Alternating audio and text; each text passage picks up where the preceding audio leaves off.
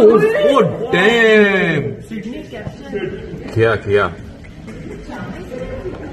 मुझे भेजना सिडनी। मुंबईतील गोरेगाव येथील औद्योगिक संकुलाला भीषण आग लागली आहे। अग्निशमन दलाच्या किमान 8 गाड्या घटनास्थळी दाखल झाल्या आहेत।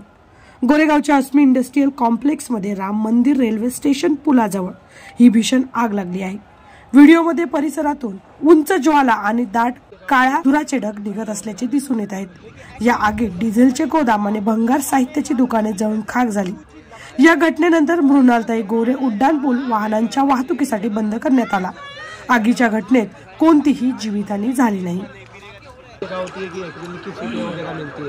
देखिए एक्रिलिक की सबसे बड़ी दुकानें यहाँ पर किस तरह से ऊंची लपटें जो है वो यहाँ से उठ रही है। हालात ऐसे नहीं है यहाँ पर।